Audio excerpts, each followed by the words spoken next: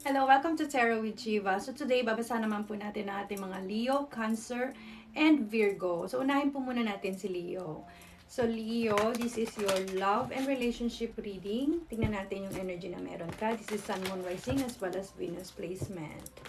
Okay, for Leo, love and relationship. Tingnan natin kung ano ang energy na meron ka ngayong linggo sa iyong love and relationship. Okay, for Leo. You have the Five of Wands.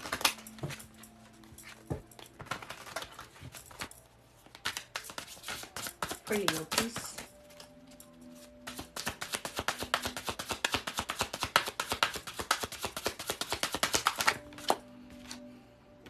The King of Wands and the Nine of Cups. So, Leo, ang nakikita ko dito, no, may mga emosyon. May mga emosyon na kailangan mong i-process ngayong linggo.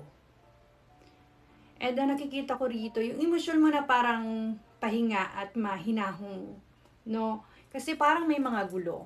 May mga gulo sa iyong relationship ngayon, or kung meron kang partner, iwasan mo na lang siguro muna yung pagiging matigas ang ulo at magkaroon ng pride, no?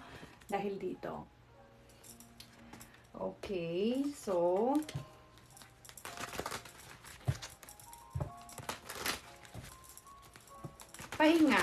pahinga lang siguro para makumpleto yung iyong Let me clarify the Five of Cups. The Judgment. Yes. No? Para kang nag-ano dito eh. Two of Wands. May mga mabibigat na responsibility, no? May mga mabibigat na responsibility sa'yo, no? Leo. Meron kang the Queen of Cups. Yes. May mga responsibility din na kailangan mong i-process, no, ngayong linggo. Dahil meron kang the Devil and the Tower. Of course, the Nine of Wands. So, ang nakikita ko dito, iwasan mo muna yung pagiging mataas yung pride mo, no? At simpleng tampuhan kasi minsan is pwedeng lumaki yung gulo. Or magkaroon ng mga ego, no? Katulad nito. So, ingatan mo ito ngayong linggo. Kung single ka naman, maganda yung magkaroon ka ng pagiging, alam mo yun, communication na medyo slow lang, yung medyo may pagkakapwa-tao kung single ka, no? I see. Okay. So, kung single ka, naghahanap ka ng iyong, talagang tao na magsusuporta sa'yo ngayon, no? Yung nakikita natin dito. May nakikita ko dito, meron kang medyo pagka-mema. Mema mode ngayong linggo, no? Leo. Yes.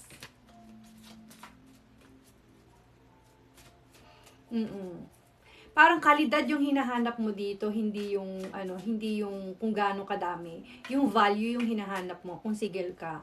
Pero kung ikaw in the situation, meron kang mga gulo noon or may gulo ka ngayon, currently ngayon, na yun yung nagpapataas ng pride mo, no? Dahil marami kang iniisip na mga responsibilities, no? And yun nga, pahinga lang siguro muna. Pahinga muna dahil dito kay the Tower at saka kay the Devil. Okay, let me clarify the Nine of Wands for you. You have the Nine of Pentacles.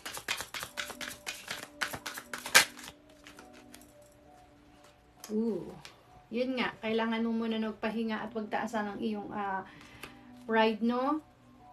Tsaka yung ego.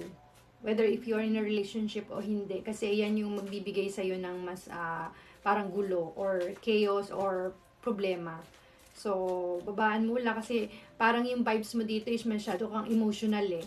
So, pahingahin mo muna yung sarili para huminahon ka.